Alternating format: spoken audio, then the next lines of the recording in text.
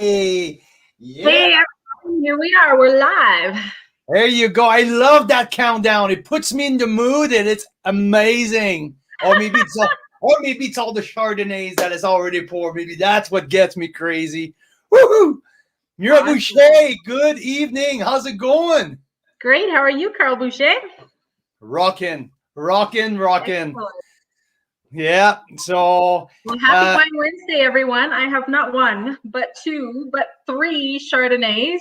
woohoo. We went a little while today with the Chardonnays, but it'll be fun. Yes, it's a wild day today. A very wild day. Instagram, good evening. Facebook, good evening.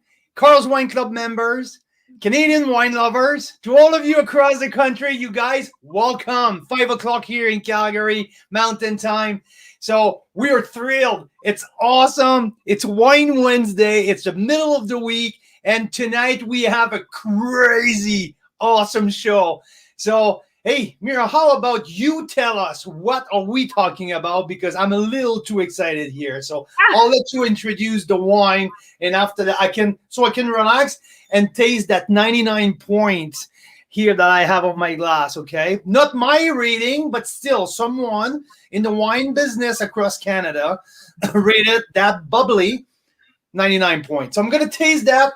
Try to wrap my head around it and tell me what are we tasting tonight.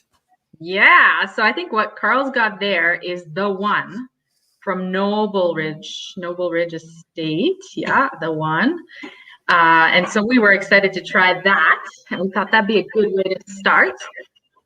It's a Chardonnay, sparkling. And then we've got, oh, I'm sorry, I'm getting feedback on the sound, Carl. You might want to start talking instead. We've got the Chardonnay from Lunescence Winery that just arrived like an hour ago. And the Pearl Morissette Chardonnay here, the Dix-Neuvième. So let's get back to the feedback. Where do you get your feedback from?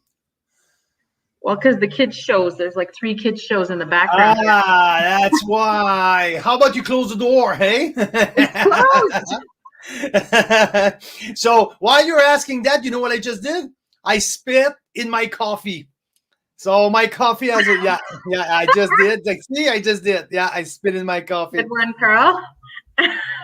Jesus, Mary. Anyhow, so Carl's It's Wine one of Club those spitter Wednesdays. here. Hey, we get a bunch of people already tuning in here. That is awesome.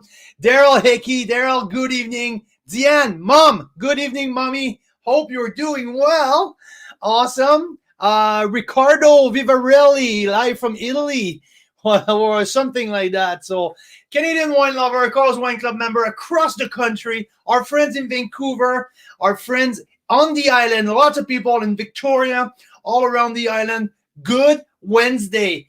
Obviously, people from the Fraser Valley, all of our buddies, our future neighbor, all across the Okanagan, people from Kelowna, West Kelowna. Good evening, 4 o'clock, you guys. Calgary, our beautiful region here, where we're doing a wine dinner on Saturday. Whoop, whoop, whoop. Calgary in the area, good evening, everyone. 5 o'clock, and our crew back east, 7 o'clock, you guys. 8 o'clock, all the way in the Eastern Province. So, hi, bonsoir, tout le monde au Québec. Jean-Denis pis sa gang. Jean-Bernard, on a aussi Rémi in Montréal. La région de Magog, l'Estrie, Chicoutimi. Victoriaville, on n'oublie jamais Victoriaville parce que c'est là que maman vient. Un beau bonjour à ma maman. Tout le monde en français, à tous nos membres, à tous les amateurs de vin canadiens en français, on vous souhaite un bonsoir, un beau mercredi. On a un épisode, on a un show fantastique de Chardonnay. Pour ceux-là qui ne me connaissent pas, j'ai une passion viscérale pour les Chardonnays du monde, partout à travers le monde. On a 3 Chardonnays canadiens ce soir qu'on va goûter. Ontario, Colombie-Britannique, des bulles, toutes faites de Chardonnay. Donc, ça va être fantastique. Okay, so everyone, I was just telling in French that we have a Chardonnay-based show that is super exciting because people who know me, or people who are been around the club for now, like almost a year now, you know how much I love Chardonnay. And when I go on Chardonnay, I can go crazy for a while. So anyhow, tonight, 3 Chardonnays, 1 from Ontario, 1 from BC, and 1 bubbly also from BC. So that's going to be a fun one because we're celebrating Pearl Morissette. Pearl Morissette is our weekly offer. It's this week we're doing our collector offer. And François Morissette back in, I think it's 2008, but I might be wrong. So let Mira talk about fact a little later. But François Morissette have started Pearl Morissette a little while ago. And he was trained. He's a Québécois, fellow Québécois, francophone, trained in Burgundy, in the Mecca of Chardonnays and Pinot Noir. And when he came back from his maybe 10 years in Europe, he started Pearl Morissette, his own winery, and his chards are absolutely off the chart. So tonight we're going to talk about his whole lineup, the full thing that we're doing this week with them, a 3-pack, we'll call it the flagship feature pack, including 3 bottles of the Cuvée 17, a 17 Cuvée Riesling, a 17 Cuvée Chardonnay, and a 17 Cuvée Cabernet Franc. So this plus also the option to make it a 6-pack.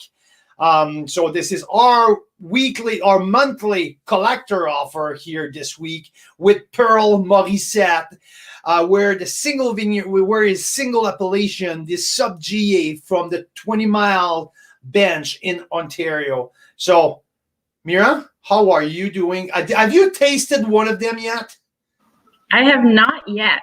No. Man, but why? And they're so different, right? East Coast, West Coast Chardonnay. We've got, this is the Lunescence from BC in Summerland. Yeah, a single vineyard, small lot where they made under 100 cases. It was only for their wine club members, right? Yeah, and then the Pearl Morissette is Ontario, right? So exactly. Are you spilling the beans right now? What we're gonna do with Lunescence? No, not yet. Oh. no, we'll wait. We'll wait later on in the show. Okay, let's talk Chardonnay, and we'll wait to tell people that next week we're featuring Lunescence. Okay, don't say it right now. We'll wait later. That's right. That's right. Okay. Okay. So what I have that's really interesting to me is there's more fruit that I sense on the nose for Lunescence and more toast and like buttery toast on Pearl Morissette. Okay, but it's interesting because I will not go there yet because I have something pretty crazy here. So I'm not putting my nose into these 2 shards at the moment. I just want to tap into because there was not in the lineup. That was not supposed to happen, but we've been pretty thrilled with our live lately, right? Yeah, so what ended up happening is yesterday, out of the blue, we found and bought a car. Yeah, a new car. And now we learned last week that we're moving to BC. We found our place in West Kelowna. So maybe a month ago, we received a box from Noble Ridge. And Noble Ridge asked us to review the wine when we're going to feel that the moment is the right time and all of that.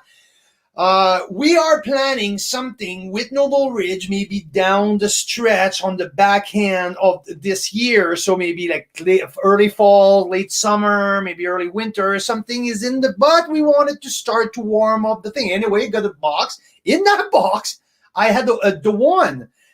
I know for a fact that the one has always been one of the most highly regarded bubbly champagne method, so méthode traditionnelle around the country. And I look at the vintage and I'm like, wait a minute, that's the 16 vintage. I think there's something pretty unique here with that 2016 because I knew that someone in the wine business rated that wine extremely high. So did a little bit of research and effectively 99 points for that preview for that the one who is a 2/3, a third portion of Chardonnay and Pinot Noir made really traditional method, the same way that they make champagne. So anyhow, I didn't have a date for review or taste it. And last night when we came back from the dealership and like, look at our car, your car in the driveway, we're like, guess what? Wait a minute, Mira Boucher, wait here. So I went to get the one and I popped the one. So now we need to talk about it because business is business. And here we're going to talk a little bit about the one tonight. I'm not sure if it's 99 point to my palate, but I want to tell you something though. This is pretty freaking awesome. This is really, really, really good.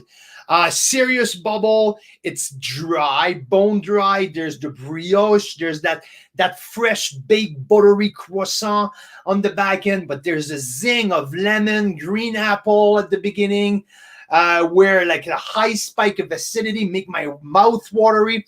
There's a tiny bit of salinity, so a little bit of salt, like sea salt, coming after the fact on my lips. So lots of minerality, chalky minerality, and where I'm saying it's maybe not at 99 points, maybe the length doesn't reflect that long, but there's a nice complexity. There's a beautiful, fresh acidity, nice minerality. So yes, I'm going high. I'm going like highly rated. No brainer, above 90 points. That's for sure. I tasted it last night. I didn't do I didn't wrote my notes yet, but it's coming. Now I'm telling you now, before I keep digging a little deeper in that, well, I'm around 93 to 94 points with that bubbly. So far, I'm like around the same rating that I did with the Blanc de Franc from Summerhill and the Blanc de Blanc from Summerhill, like around that 93, 94. That's where I'm standing right now. So, but I need to dig a little deeper to see if there's some intricacy here that I haven't get yet. So, Amira, like our Facebook is climbing and growing. We're having a bunch of people joining us tonight. That's pretty awesome. Yay. I was going to say, is there an echo? There's an echo. Darn it. You'll have to do more talking than me, Carl. I will just drink the wines and demonstrate that part, okay? You know what? I viscerally don't agree with that. Okay. We have to get rid of this echo. So I don't get any echo from you though. No? Oh, good. Okay. So we went for a walk today and I decided, my rating scale. Do I like it or not? And how many glasses or potentially a bottle would I want to drink? And I've decided that the weather and my rating scale also work well. So I was like, well, if this was a bottle of wine, if today was, oh, good, Ross, thanks. There's no echo. If today was a bottle of wine, how many glasses would it be? And today we went for a walk, and finally after our blizzard in Calgary, it was like a full bottle day. Like I could have kept walking around the neighborhood all afternoon because it was gorgeous. So we had the full bottle of wine type of walk, right? I can definitely pick up like some soon that you're gonna rate the kids' days on bottle of wines. You know what? Like that pool today was a full bottle of wine handful, or like something like that, right?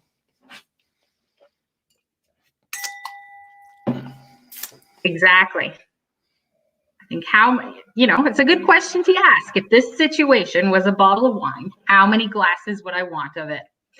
Right? Yeah, no, everything is like now connected to how many glass or how many bottle of wine this situation is. I really like it, because it's tangible. It's extremely tangible in our lives. So how's your day today? My day today, it's a full bottle of wine. Huh, interesting. I like that. Carl, how's your day today? Like a glass and a half, not so good. So yeah, bucket full. I love it. That's the Central Alberta, Caroline Ricinus type of reading to a bucket full, for God's sake. I love it, Ross. I'm with you. But I agree with you after that shitty blizzard. Excuse my language, but that shitty blizzard for 3 days that we got here. Now the sun is back. That beautiful walk this afternoon absolutely lit up my day. And now that just knowing that we have amazing wines, amazing Chardonnays to try, it's just I'm so pumped. So let's finishing off with my here. So Noble Ridge, for people who don't know Noble Ridge, for people from Ontario, our friend from Ontario, where by the way they produce, some of the produce world-class sparkling wine. Our friend JP Cola at 13th Street, who was born and raised in Chablis, know how to work Chardonnay. He makes outstanding bubbly. So across Ontario, Prince Edward County, Vineland, Vineland, like some of these people produce absolutely outstanding bubbly, sparkling from Canada, Charmat method, name rosés, but also method traditional. We made some great grapes bubbly sparkling in Ontario. This one from BC, specifically from Okanagan Falls. So this is from the new sub-GA OK Falls, the place we visited, Mira. Remember when we went to the BC Wine Studio? The Hog Vineyard, that beautiful 5-acre vineyard down in the bowl where it looks like out of a movie type of place. Yeah. Well, Noble Ridge is their neighbor. The neighbor of the Hog Vineyard. So now we're talking about fruits from 100% from Okanagan Falls.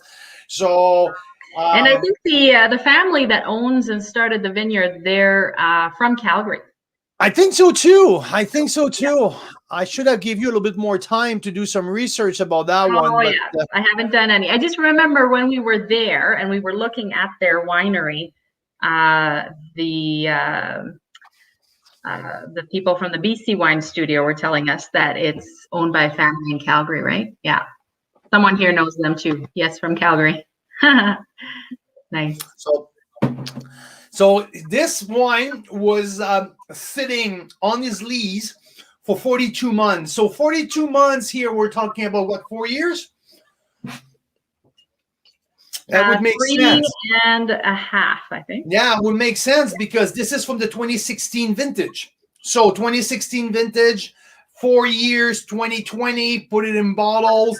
So it's been sitting in bottles for 3.5 years, sitting in the bottle for a year to get everything rest and calm down. So yeah, it put us right away this year. It just got ready. So yeah, the math works. So 2016 vintage in that area was a very consistent, balanced, beautiful, warm.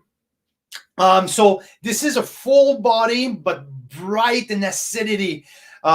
Only 275 cases made of that beautiful wine. So we're talking about small production. And I'm pleased with that. This is really, it's not champagne, but it's champagne style. And I love on the nose that little bit of a burnt toast, a burnt caramel, I would say. But still right now, it's pretty crisp and acidic. I really intrigued to know and to see how that wine will evolve through the years, because I would say easy this wine is a go for at least 10 to 15 years. All depend how you like your bubbly. Do you like it toasty? Do you like it with a little bit note of oxidation? Do you like it fresh and bright? Personally, I'm more on a bright, fresh and bright style of bubbly. I like the zing. I like the zip. So to me, this is my style right now. I love it. I'm sitting at 93 plus point, definitely not less than that. The mousse yesterday was consistent and as good as my stopper was. Today, the mousse and the bubbles are not as fizzy or not as powerful or not as vibrant. But yesterday, when we got the first sip outside, the mousse was creamy. The texture was awesome. The zing, the bubbly were vibrant. Youth, I can feel the youth and the energy in that. It was awesome. So on the yesterday standpoint, if I go all the way back, even if I was really tired, I didn't want to write the tasting room yesterday because I was kind of a little bit tired of my day. But guess what? It's a 94 points here. 94 points champagne style, méthode traditionnelle, unique, 275 cases made, bright, like young, vibrant, beautiful for celebrations. And also the other part why it gets me to 94, not 93, it's the price. This is not $100 bubbly. This is $40. So with that price in mind, this is more than special. If I am at the $60, I'm giving it a 93 points. At 40, that bumped up another point because the value proposition to me, it's way better. So so that's a good question. I have Jean-Denis here is asking me why someone give it a 99 points. Do you know why? Or can you explain the difference between you and that person, if it's possible? Well, you know what? I need to research a little bit more about that person. And I think the name is, I know her first name is Catherine. Is it Catherine? Is it some? It's like Catherine McEachern or something like that. Yeah, McEachern. I'm not sure. I don't want to butcher her name. But she's a bubbly specialist, right? Like that's kind of. Yeah, she is, and I think she's been also working with the Decanter magazine. She was a very good friend with the late Steven Spurrier. So she's been working on the international scene a lot. You know what? It depends on the palette. It depends on what she's looking for. It depends on, to me, I cannot really say why did she went that high. And to me, I would say it was so above her expectation, and it absolutely blow her socks off, like something that is probably one of the best bubbly that she ever tasted from Canada.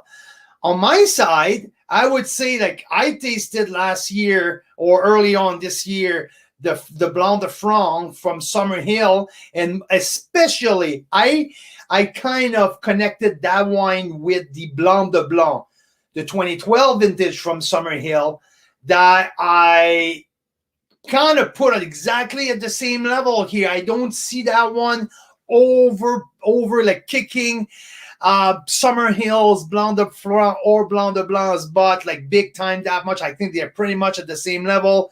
I've tasted a few great things from JP at 13th Street.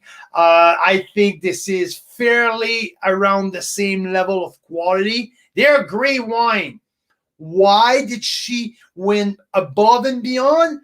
Maybe because the toastiness reminded her more of the champagne style. But I don't think this is that much champagne style.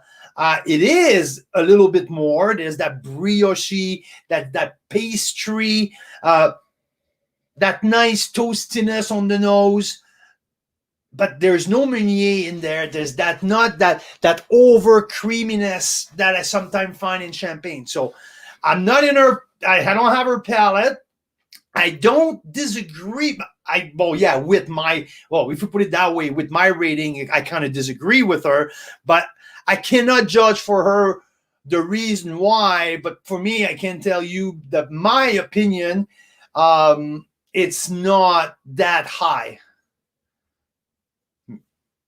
So it's high, but it's not. I think it might be, you know what, Jean-Denis, this is really interesting. So I just looked her up, Catherine McEachern, I think. She says her signature says Master of Champagne. So you know how there's Master of Wines and there's only a few hundred in the world. Well, she's Master of Champagne. So I'm guessing this is a very different kind of specialization.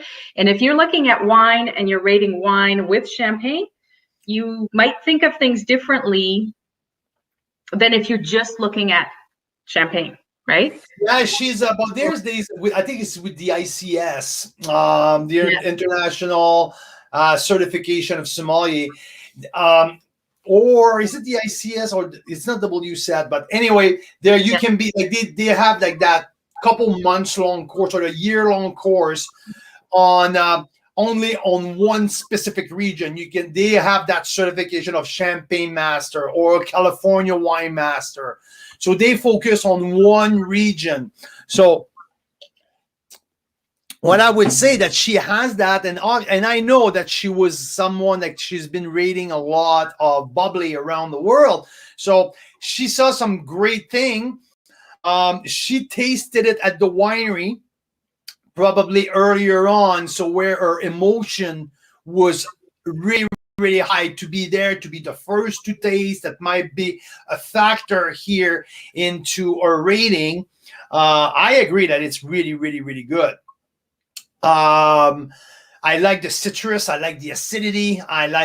But I don't have that length. I don't have the never-ending length at the end. So that it's not like exactly the perfect, because this is close to a perfect wine at 99 points. So I don't have the extreme richness. I don't have the extremely long length on the back end. So that takes me just under 95 points, where I think it's a fantastic bubble, but not some of the best that I ever tried. So, yeah. So that's where I was just looking at her notes, Chandani, because I like that conversation too. It's interesting why people do things, right? So she just basically said it's basically flawless in her mind. She's tasted so many champagnes, and to her, this one hits all of the check marks. So yeah, it's hard to say why Carla would say 94 or whatever, and she'd say 99, but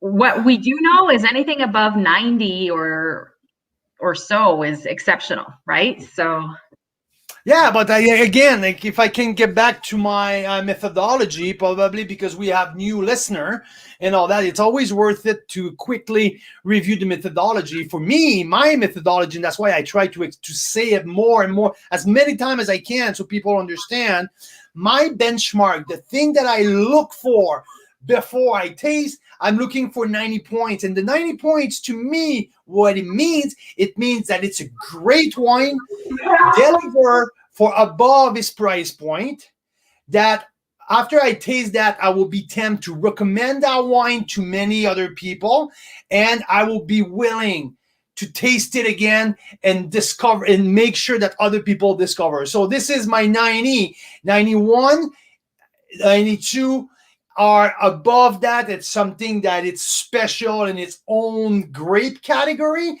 And when I start to hit 93, 94, 95, this is something that jumped to me right away. I'm like, whoa, this is something that I'm getting close to what my top wine of the year.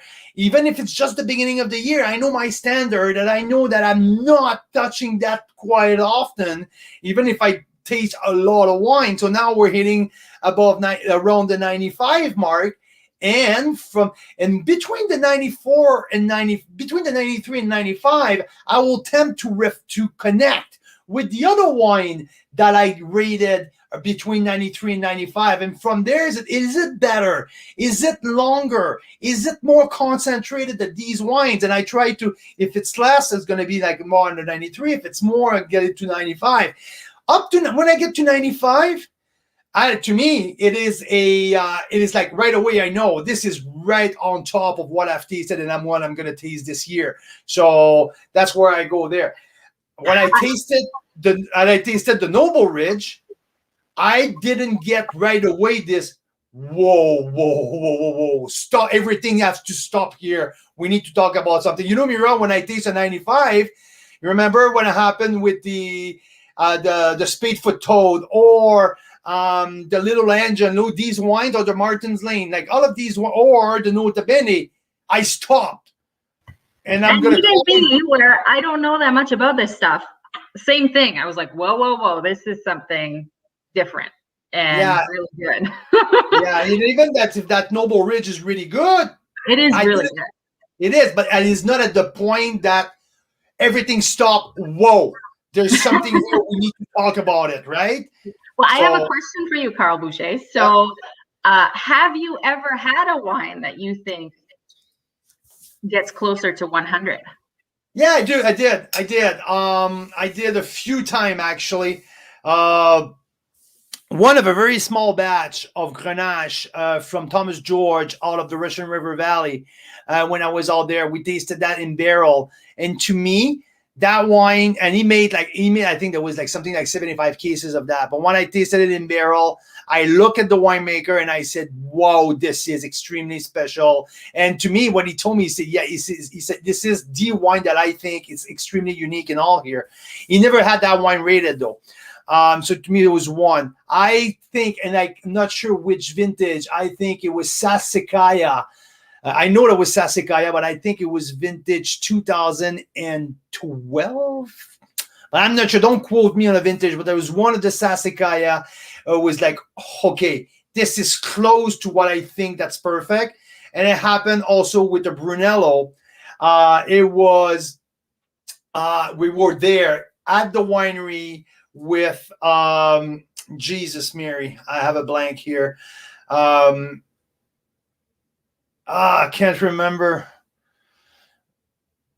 Anyway, one of the Brunello.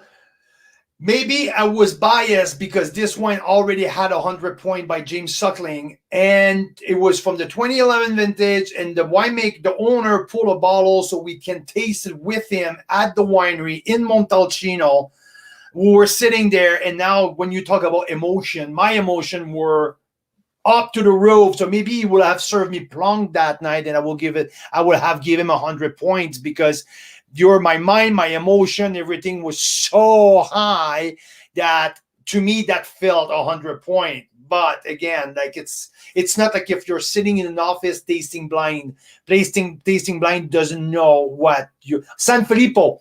I was at San Filippo with David Walker when I was there. So anyway, so this on the Canadian standpoint, because now I've been rating only Canadian wine for a year now, so I'm still cutting my teeth on the whole Canadian spectrum and building my base of cerebral reference, right? How my brain works. That's my Ross Kovac. I like that guy. Oh, man. Thank you, Ross. 16. Might have been 16. Anyway, so now, like I'm saying, I'm just building my cerebral database when in terms of Canadian. And so I'm, like I said, I'm building my database right now. So now my holy shit is start at 95 all the way up. So now to me, one of my reference point is that Nota Bene 2018 that I give 96 points, and that I still taste the Summerhill Spadefoot Toad Syrah. These and also the Martin's Lane. Like, you know, these top wine that I rated last year, these are the wine who are in my mind. And when I taste something unique, like when I tasted the Axiom from Intersection, or the Cabernet Franc from Pearl Morissette that I told you. Remember when they gave it a 94 point? What I told you right after? I said, I'm scared that I didn't give enough points. I should have rated that wine higher because I'm not sure if I'm going to taste a better wine this year than that wine. Do you remember? That's exactly what I told you. So now I'm still building my database on where is my benchmark. But definitely when I start, I'm looking for 90 points. Under 90 points, 88 or 89. 88 points is meet my expectation, meet the price point, but there's nothing special. It's okay wine. It's good. I'm not disappointed. That's what I was expecting. 89, same thing. It's it's good. 90, that's where it's good, and I want to talk about it. Below 88, I'm not like, to me, there's a flaw. They start to be flaws. The wine are flaws. 87, it's when maybe they're not obvious, but there's flaws in the wine. So and we go down. So flaws in the sense that they start to, you might want to drink a glass, but after that you're like, okay, that's a little too strong, or lack of balance. A lack of balance. Yeah, like too much oak, not enough acidity. The RS will be too high if it's a Riesling, let's say, or a Gewürztraminer, too sweet for what the acidity level is. So now off balance there. No length. It tastes good, but cuts right short, right at the end when I'm starting to expect a spice or a floor or something coming up, but there's no backhand. Or a nose where it's not appealing. The wine will be good, but I have a hard time to start with it because darn it, the nose is completely off. So, there's something, and I'm not tempted to go back. And so there's an off balance somewhere, because I think one of the most important components in the wine when you taste, it's balance. So sorry. So yeah. So again, Arthur is just asking if you've had any other Nota Bene and how does it compare to 18? Oh, yeah, I had many Nota Benes. Mira and I, we had the 2006, not long ago, a month ago. The 2006 was absolutely spectacular, absolutely well balanced, still vibrant, like just starting, like at the tip, like of his like window. Absolutely outstanding. 17 was very different. I gave the 17 was 94 points. I went a big 2 points up in the 2018 because there was more texture. The texture was extremely creamy. I called it fluffy at the most. I feel like if it was almost like, that cotton balls in my mouth. It was just, that texture was extremely special to me. So also the 16 was really good vintage for Nota Bene. I had a 13 here that I haven't tasted yet, but yes, I've tasted many, but so far to me, Nota Bene 18 is pretty much the best Nota Bene that I've tasted. So amazing. Yeah. All right, so which one are you going to taste of these? I'm on Pearl Morissette. Pearl Morissette. Okay, let's see. Okay, so there's wet. Okay, first on the nose. Let's talk about the nose. Okay, here. So Cuvée. So what we're drinking here. I'll let our people know. Instagram. Hope everyone's doing well here. I'm seeing a lot of comments going through here. It's absolutely. Vague Pacific join you. Wait, okay. Anyway, Pearl Morissette. This is Chardonnay. God, I can't see the lighting. It's Cuvée Dix-Neuvième Chardonnay. This is from the 20-mile bench in the Niagara. 100% Chardonnay from Pearl Morissette. I tasted last week their 2015 Cuvée, the 2015 Chardonnay, who I think was wonderful. There was a nice tropical fruit. There was a nice texture. There was a little bit of natural oxidation in there. It was complex. It was spicy at the end. I had a blast tasting that wine. It was absolutely wonderful. The persistence was great. And to me, the little caramel at the end made it. So I gave it a 92 points, the 2015 Chardonnay. This one that we're having here, it's the Cuvée Dix-Neuvième. So the Tête de Cuvée, meaning that it's one, they took the best row, the best bunch to make the best Chardonnay possible. So what I got on the nose here, it's flinty. It's a little bit of wet rock. I have some lemon peel also.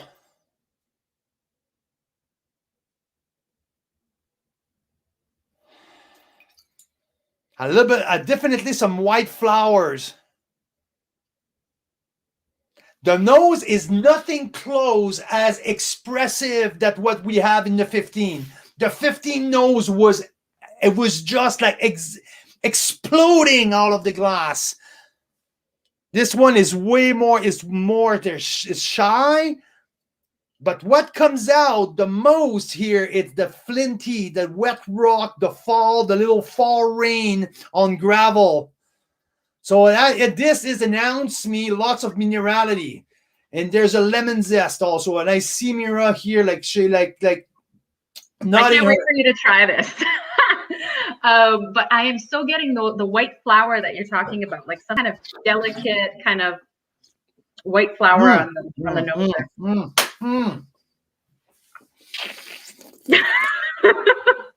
I've had 2 sips now, and I'm like, wow, I think Carl's gonna like this one. I like it.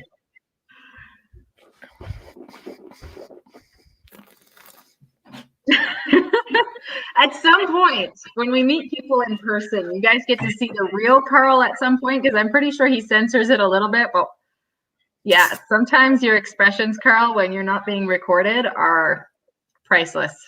I love it. So holy shit. there you go. Shit. Okay. This is young. This still in his this is still so energetic. It's still pushing acidity. That lemon zest, but in the middle, this is more like lemon meringue. It's definitely more lemon meringue in there, with maybe a slice of fresh ginger in the middle. Call this. Okay. Now, let's talk about the noble. Okay, let's talk about that. I already had more expression. I already have more wow factor in that wine that I had in here. And if I base my preliminary score, okay, because I have nothing near done to think about that wine, to talk about it, because I just had my first sip. It's the first time I had a taste right there, and it's already blowing the Noble Ridge out of the water. And nothing wrong with the Noble Ridge. Don't make me wrong here. Don't quote that I don't like the one from Noble Ridge. That's not. I gave it a 93, 94 point between that. But this, I got it. Intensity. The intensity of flavor are still pulsing right now. Woof, woof. That lemon meringue with that slice of fresh ginger right in the middle, it's just still pulsing, and there's a minerality, a flinty thing. And Mira, lick your lips. Do you get the saltiness? Mm-hmm. I love when that happens with a wine. Yeah. Very shy nose, though. There's nothing announcing that from the nose. Nothing.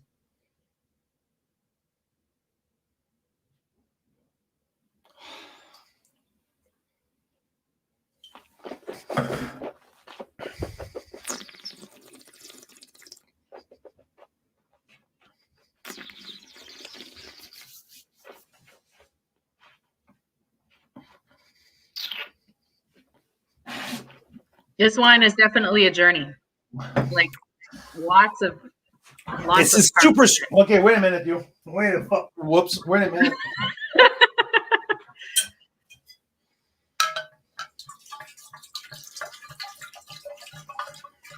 Are you decanting a Chardonnay?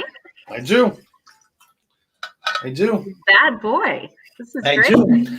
Because I see so much more in there. Even if it's giving me, I feel like there's a tension in there who just want to give me more.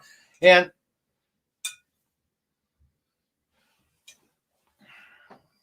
so see here, how cloudy is that? It's unfiltered. These wines are all unfiltered, unfined, unfiltered, all natural.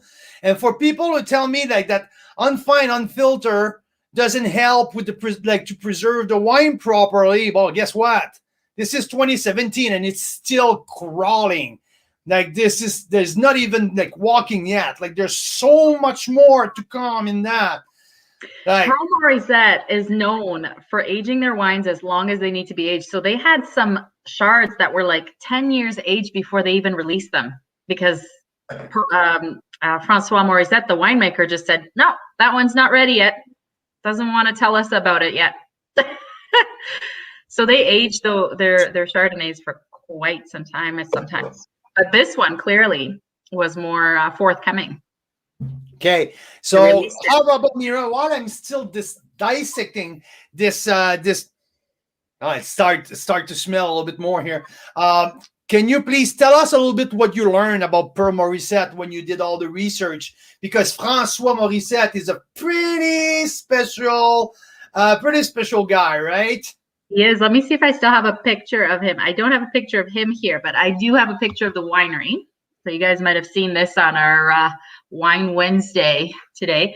So this is actually their new restaurant. They have a really beautiful restaurant that if Anthony Bourdain was still around, and there's Francois Morissette, the winemaker, in the middle.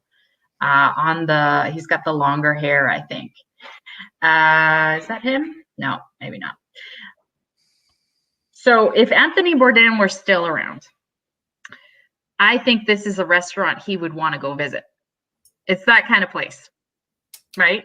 I don't know if you guys put in the comments if you enjoyed Anthony Bourdain's shows, but we sure did. Very authentic, very much about like, sure, a lot of these restaurants were like crazy Michelin-starred restaurants, but he was just really into getting to know the stories and the authenticity of the food.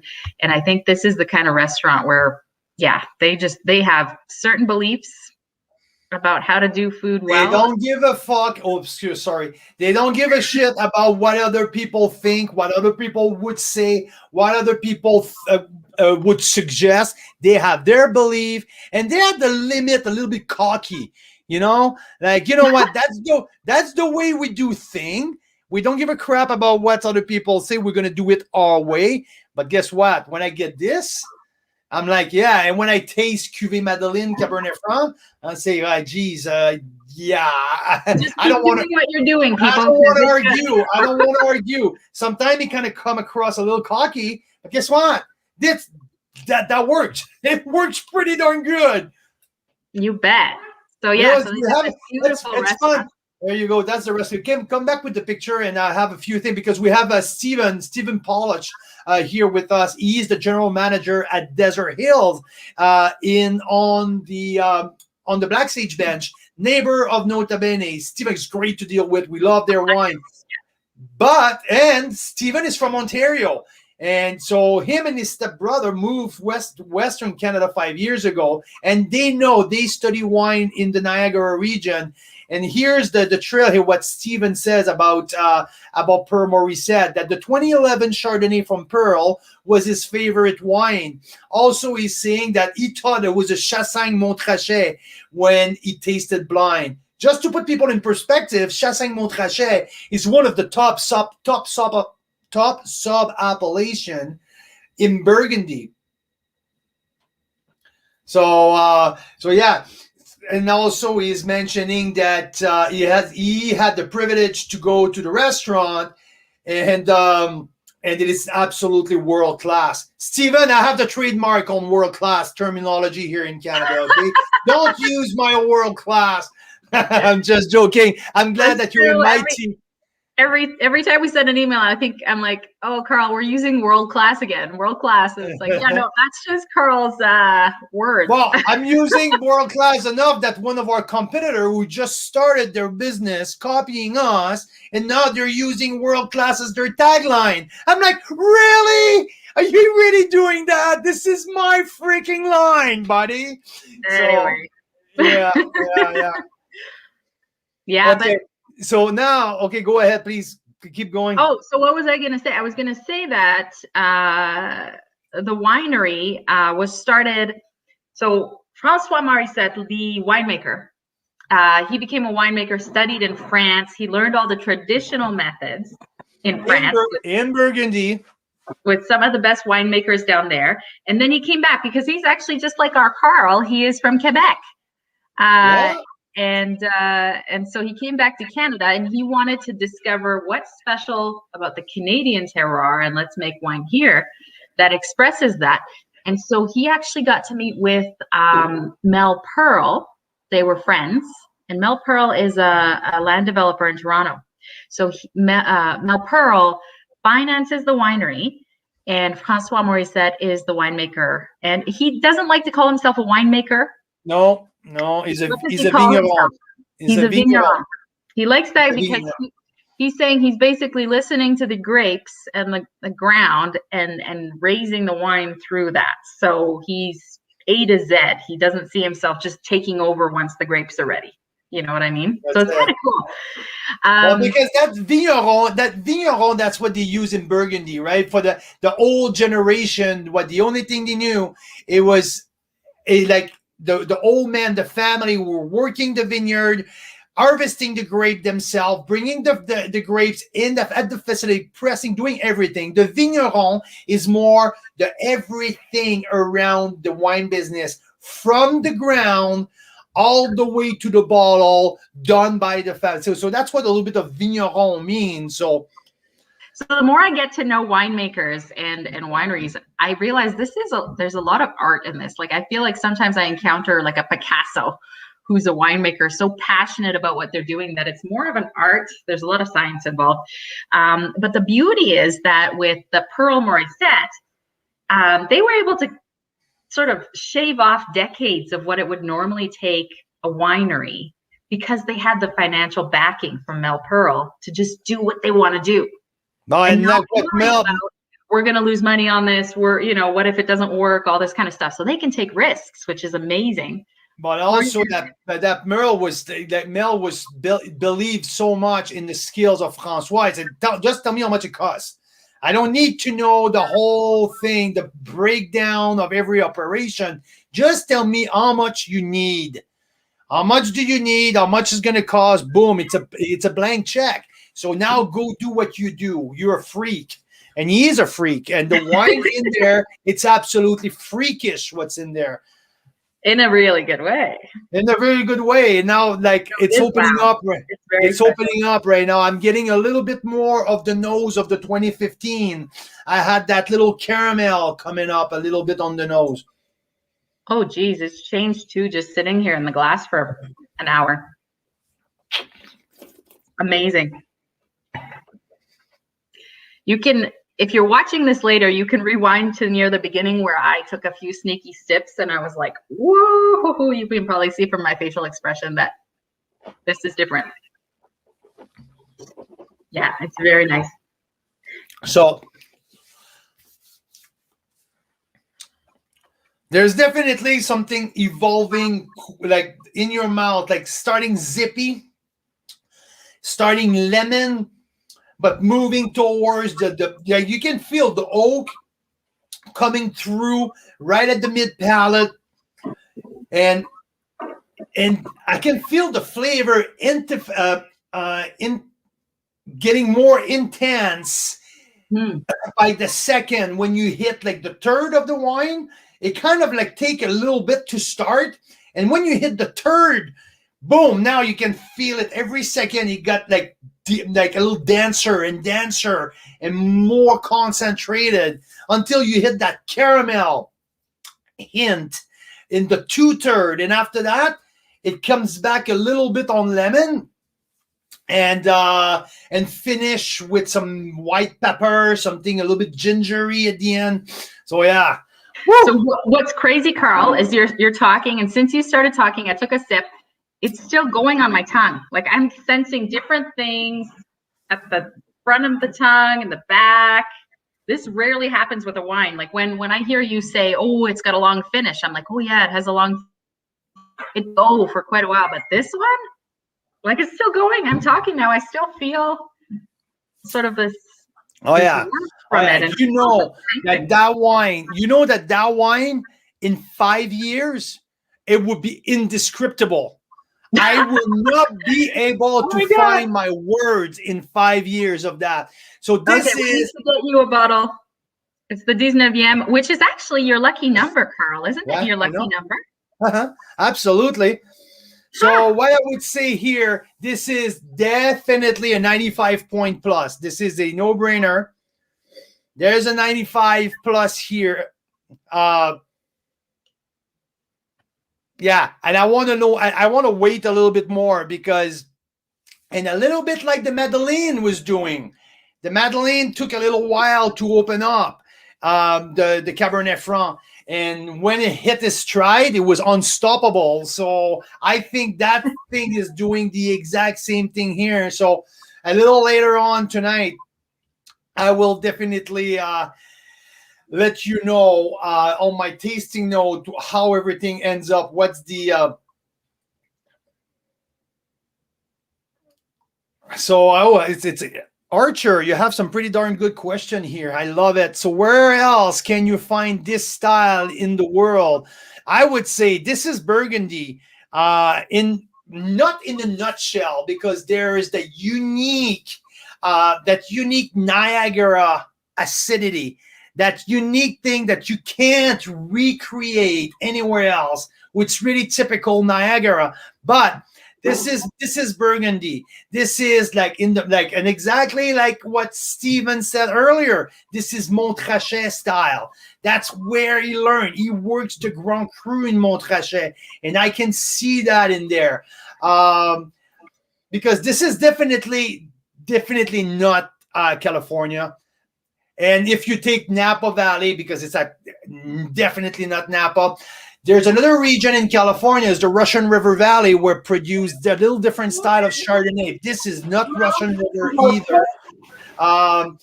I had some outstanding Argentinian Chardonnay from really high in altitude, the Bone Hash and the White Bone from Catena. This is not that. There's a little bit more creaminess in there. So this is not Australian Chardonnay. So it leads me straight to Burgundy and in the Montrachet region. So that's where I'm getting it. Maybe a little bit of Merceau, but more typically Montrachet. Sorry, I had to blow up an inflatable toy here, so for our kids. But yeah, great question. I love it. Yeah, and now more and more the spice in the back end starting to develop, to open up. I have my Instagram was going to die very soon. My phone is, I don't know if I go here. Oops. Hey, where's my Instagram? Oh, geez. Facebook, give me a second here. I just lost Instagram. It was dumb. Okay. I guess I should have done that. Oh, I'm back. Okay. So yeah. Wow. So what I want to do here, I will keep sitting on that for a little bit. I will taste that a little later while I'm after dinner. And I would like to talk quickly about the lineup of Pearl Morissette. If you see behind me, so there's the 2017. Sorry about the 2017 Black Ball Cuvée Riesling. It was a bone dry Riesling, but with the Alsatian texture. Like really high quality Riesling, definitely lots and lots of complexity, lots of lemon, lots of flowers. This wine goes crazy deep into finesse and to complexity. More complexity than finesse for the Riesling. It's still pretty bold in texture. So like really, really long finish who change expression at least 3 times to throughout the whole process in your mouth. So really long, really I would say, yeah, I think the right term that I'm looking for, it's length and complexity. Also, we're moving to the 2015 Chardonnay that I give a 92 plus point, 93. That Chardonnay is a little bit more age. We're talking about something with more advanced in the process. That's what we're doing here. Rounder, creamier, a little bit more caramel. The usage of oak is a little bit more pronounced. But like I said, a little bit more advanced in this process, but it was, and the spice at the end, when it was warming up a little bit, it was really, really appealing. And as mentioned in my note, that it was like, it's a really sexy finish. I like it in the sense that long, complex, concentrated. So I like that Chardonnay a lot. Top premium texture, awesome. Now we're having that Cuvée Dix-Neuvième here with us. I'm giving it a 95 points.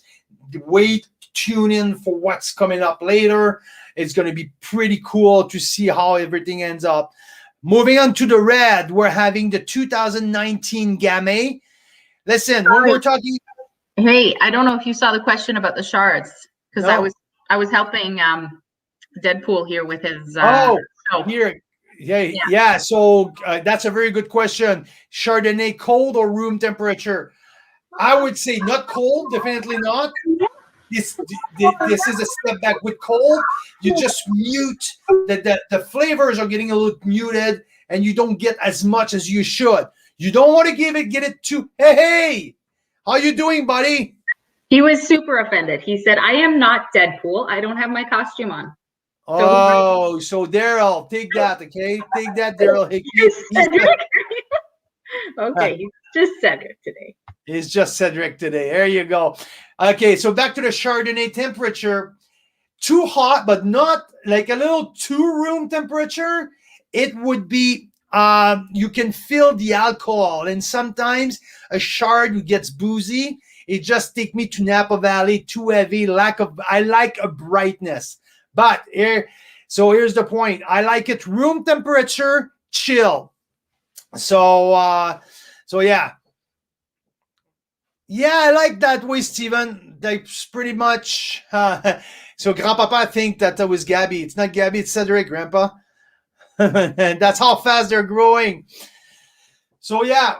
So Steven, I completely agree with you. Cellar temperature, that's exactly. So who mentioned that, Mira? Do you have a name for me? Cellar temperature? That's exact. Hello? Question? That's Yannick. I had to check. Yeah, because with StreamYard, we don't always see people's names. Yeah, so it's exactly what it is. Exactly. And I like that. A wise winemaker once said, if you want to hide something, you serve. Yeah, and mostly for Chardonnay. That's so true. And I like Chardonnay and Viognier to give it a little bit more like, and cellar temperature, boom, perfect. No need for fridge. If your cellar is fresh, boom. And if it's too warm for you, what I suggest, it's the fridge. You put it out of the fridge half an hour before service, let it calm down. That's what I would serve it. But to me, cellar temperature, my way to go. So just to finish with our lineup, if this Chardonnay is very special, there's at least another very special wine in there. And this is the Cuvée Madeleine, the Cabernet Franc 2017. This is a 94 plus. And I will mention it again. When I rated that wine 2 weeks ago, right after I finished my notes and I gave it a 94 points, I was like, Mira, I feel that I didn't give enough. I should have rated that wine higher. I'm scared that I will not drink a better wine this year. It was my word. So hopefully that's not true. Hopefully I'm going to find some better wine this year, because I promised myself that wine this year will be epic. But this wine is epic on its own. And my description was exactly the picture of Pearl Morissette. Can you please pause it? Mute him? Oh, sorry. I thought I was on mute. Sorry. Oh, thank you. We're trying to play Booba. Sorry, we're trying to play Booba. So, Cuvée Madeleine Cabernet Franc. This is finesse. It's complexity. A lot of complexity. It's like Loire Valley on steroid. A little heavier, a little bigger, but nothing big. Like nothing as bold as the Cabernet Franc that you find in Western Canada. Really, let's say Niagara. It's how can I put that? Probably it's the best Cabernet Franc that I've tasted from Niagara ever, and probably the best Cab Franc that I had in the last 5 years. So it was eye-opening. It was my first taste of Pearl Morissette was that bottle, and since I cracked that, I realized the level of professionalism, the level where he's at in the world compared to these international winemaker. He is right up there. The level of quality of his entire line is pretty special. We also have the Va-et-Vient, who is the the Meritage, Merlot, Cap Franc, Cap Sauv. 90. The Va-et-Vient was a 91 points. More old world, earthy, graphite, a little bit of like underripe plum just to give it some grip. So really old world. This one was pretty much the more old world oriented, the whole lineup in the red. That would mean. And yeah, so if I summarize Pearl Morissette, it will be first thing come to mind, it's complexity. All of his wines are cerebral, complex. If you're looking for something just easygoing, sip and chat, I don't suggest that, because these wines are super complex. There's a lot that I will suggest a more complex meal, someone that really understands wine to be with you, so you guys can chat about it and exchange and talk about what you get, because like I said, it's a cerebral type of wine, but so over the top. Like it's like there is not many producer in Canada at that level. In that level of intricacy, cerebral, intensity, and complexity, I don't think there's one that I know. So yeah, so this is a very special. Only two of these wines up here are available on the market right now. Only two of them are available on their website. The Gamay and the Riesling. The other four are not. These are either out of stock, or they decided to put them back in the cellar and re-release it maybe 2 or 3 years down the road. So special pack. Two options: the 3-pack, the flagship pack, who include the 3 2017 Cuvée, the Riesling, the Madeleine, and the Dix-Neuvième. So Riesling, Chardonnay, Cabernet Franc. Okay, so that's the 3 with the flagship. You want to go for 6? You do the 3 of just mentioned, and you add the Meritage, the Gamay, and the 15 Chardonnay. Okay, so well-rounded collector type. If you are into wine that is going to make you think and enjoy on the long run, come on, go ahead. This is for you. It's absolutely incredible. Yeah, so that's my my spiel on Pearl Morissette. Let me see where we're at with that Chardonnay here. Yeah, starting a little bit more and more on the nose.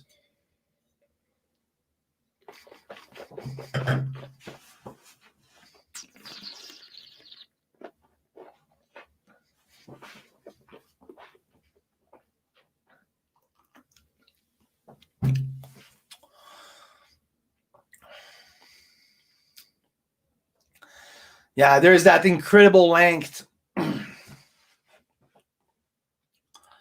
Yeah, lemon zest is so predominant right now. Okay, so that's where we're at. Now we've talked about Noble Ridge. We've talked about Pearl Morissette. And now I would like to talk about Lunescence. Lunescence, it's our offer next week. So this is from Summerland, BC. Summerland is what?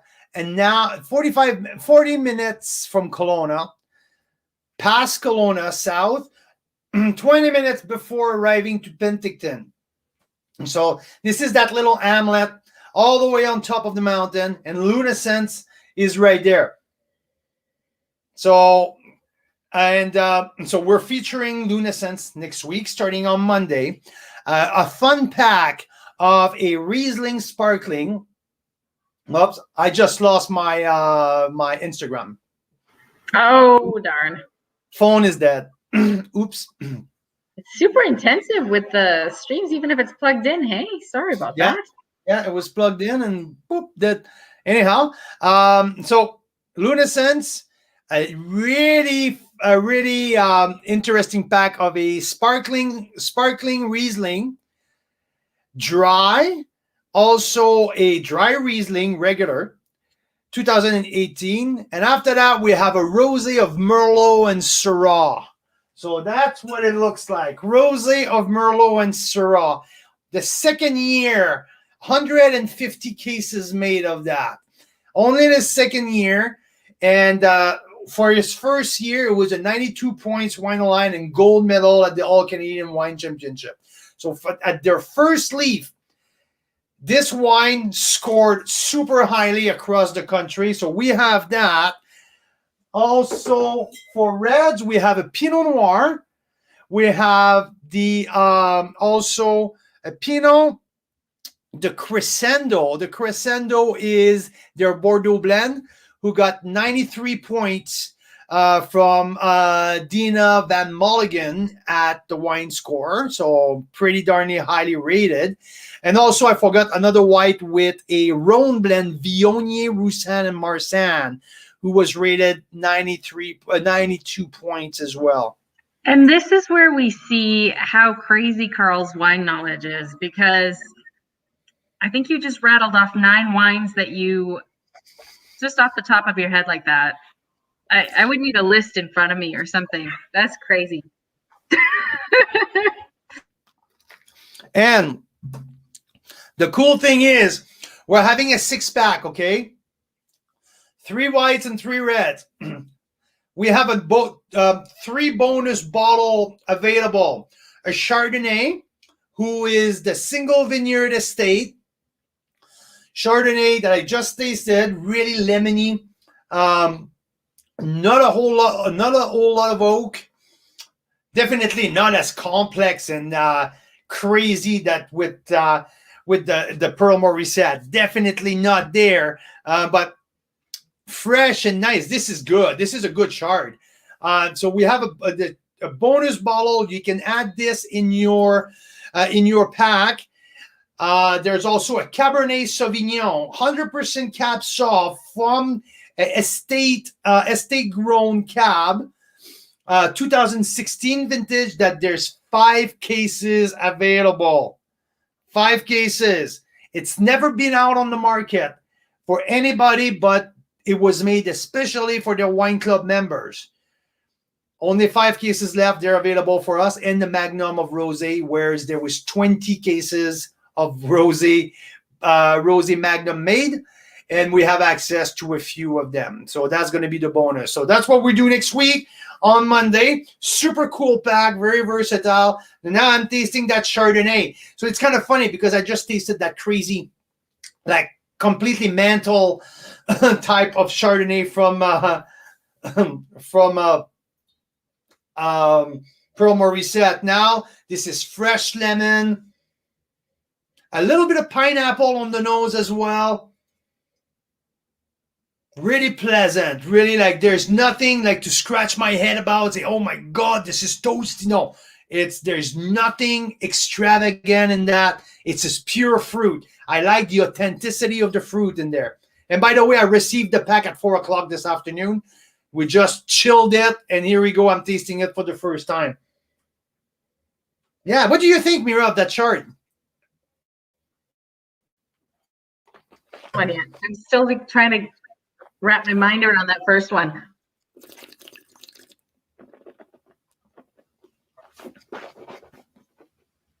Well, that's lovely. Isn't it? It's there's less than 100 cases made of that, so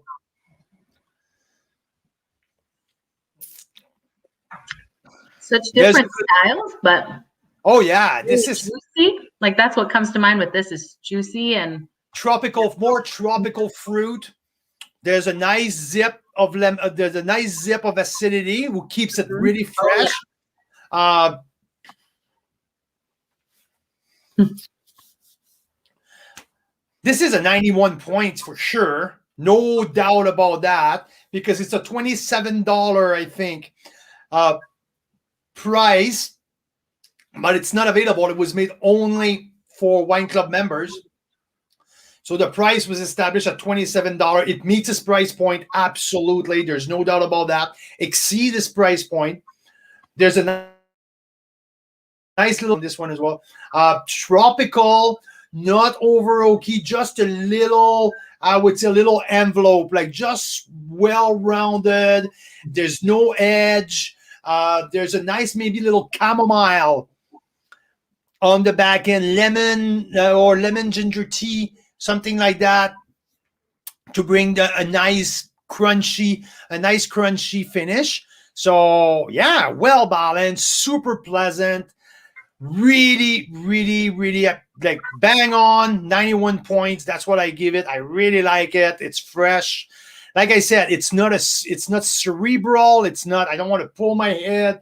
It's like, oh my God. No, it's purity of Chardonnay, super fun. And yeah. And the nose is really, really, really good.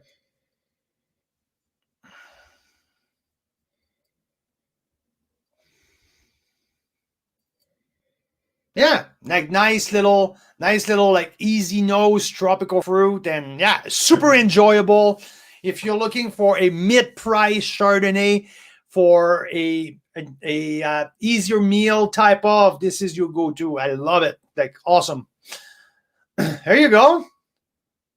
So, what do you have for us, Mira?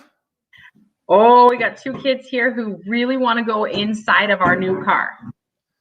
That's what we got. So he's not happy right now.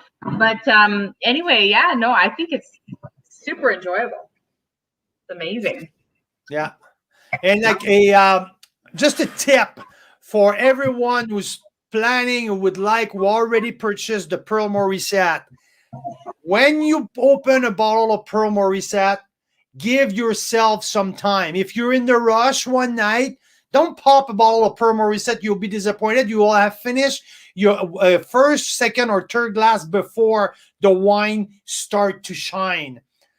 Like, it is a very special wine in the term that it needs time to open. Like even the 2015 that we cracked last week when I was testing the wines, it took at least 2 hours.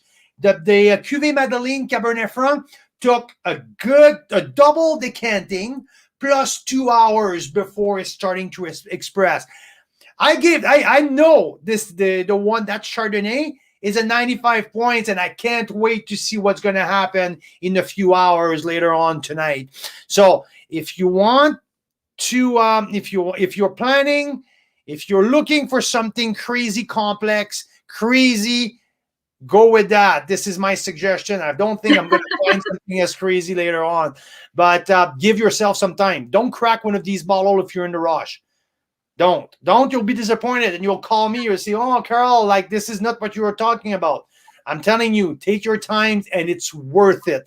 Every bottles are an experience. From the Riesling to the two Chard that I tasted so far, the Vivier, and also obviously the Cap Franc is just off the chart. So here's what I have tonight. Looking forward, we're starting to work on Lunescence now. We're finishing to do the flyers. It's going to be sent to the winery tomorrow. And Mother's Day.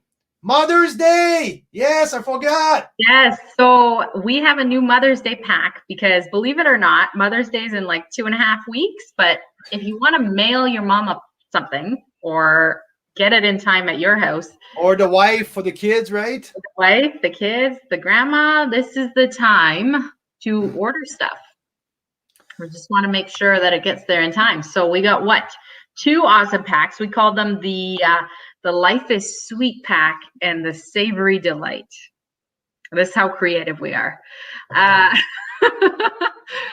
basically, these are some of our member hit wines that people have really enjoyed. This non-vintage Cuvée Rosé from 13th Street Winery is, I think it's like a 93, 94 point wine. So it's fantastic. It was part of my top 10. It was part of my top 10 wine numbers. It was number 7 on Carl's Wine Club, top 10 wine of the year last year. I gave it 94 points back in October last year. That's right. So that one is in both packs. And see, it's not only me, too. Not only me. Carolyn Armand, who is the wine writer for the Toronto Star, gave it a 94 points as well. There you go. When I rated it, I sent her an email and say, hey, you were bang on. Exactly what I was thinking as well. Awesome. So yeah, that's the first pack. We call it the Life is Sweet pack. And it has a chocolate bar from a place called the Dessert Room near the winery that makes incredible desserts. So it's a really nice gourmet chocolate bar. There is sparkling raspberry jam, which would go really well with brunch, right? And there's the non-vintage Cuvée Rosé, as well as a 2019 Rosé Pink Palette, which is a great patio sipper kind of rosé. Made with Cabernet Franc. Okay, nice. Yeah, so that's our first one. Both packs are $89.95, including tax, deposits, shipping, everything. That's the price. Anywhere you want to send it in the country. Then we've got this one. We're calling it the Savory Delight. Oh, what you got there, Carl? The pink palette? That's the pink palette. Nice. So I'm getting an echo, Carl. So you wanna maybe talk us through this savory one? There's no echo. Really? Nope, none whatsoever. Effects on the wine, I don't know. I can take over. And the second one, we do have the bottle rosé, 94 point sparkling rosé, was mostly Chardonnay, a little bit of Gamay in there as well. So beautiful. And we have the red bottle. The bottle of red is a bottle of Gamay. So Gamay from Ontario, the flagship, one of the flagship grape there. Jean-Pierre Collat, the winemaker, loves working with Gamay. So we have this. With the Gamay, we have the spice. We have a salsa, a fresh, nice salsa, homemade at the winery. Can I see the stuff?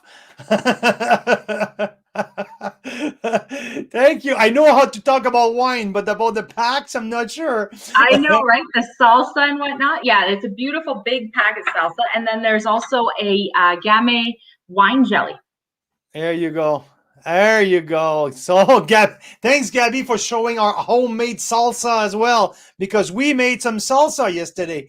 Thank you, Gabby. That's Gabrielle. So, yeah, so this is our 2 Mother's Day pack. $89 shipping across the country. Doesn't matter where you're at. And you can include the little notes that you want to write your mom. There's going to be a sticker on the box saying do not open until Mother's Day. So yeah, the full service Carl's Wine Club already working on the Father's Day pack as well. So, but here we are with our Mother's Day special. Our Pearl Morissette collector offer is up and running until Thursday night. Monday, we're going with Lunescence. So, yeah. Awesome. Well, awesome. Thanks everyone for tuning in. Yeah. So like we were saying, we got a new car and they really want to go in the new car and try the DVD player that's in the car. So they want to go watch a movie in the car. Because we don't own a DVD player. This is we even have the popsicles in. Ah, okay. And after, when you're done, you guys are going to make us popcorn. Ah, okay. So that's the funny thing here, right? In the car, you have a 9-inch. Okay. So, okay, go figure it out. We have a 60-inch TV. We have two 60 inches TV here in the house. They want to go watch a movie in a 9-inch TV like that on the roof of a car. It doesn't make sense to me.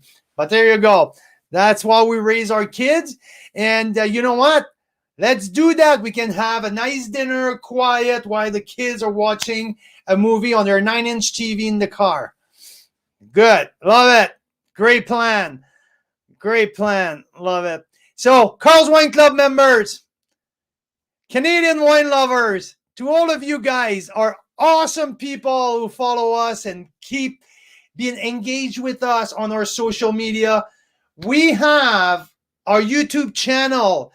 Go take a look. Subscribe to our YouTube. We try to build that up, to build a library on YouTube. So, yeah, there you go. Thanks for tuning in. Thanks for joining us. Mira Boucher, you're the best. YouTube. I think on YouTube, what we need to do is the bloopers. That will be the blooper channel, where Carl jumps high in the air because I walk in the room, or breaks a bottle live, or I sit on a glass. That happened. So yeah, that would be fun. Awesome. So look us up on YouTube. There might be some good surprises there for you. Maybe. Okay, so everyone, thank you. Thank you. Do we have anything tomorrow? We don't have anything tomorrow, right? Nothing. What's that? We don't have anything tomorrow, right? We're not going live tomorrow. The next time we go live, I think, is next Tuesday. Yeah, because this weekend we have our wine dinner. So if you're in Calgary and you want to come check out our in-person event, that's this Saturday night.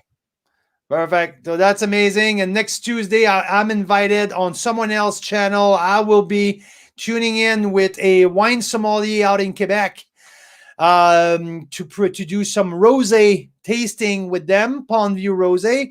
And we'll be back next Wednesday. So everyone, thank you. Have a good evening. We'll chat with you soon. Enjoy your wines.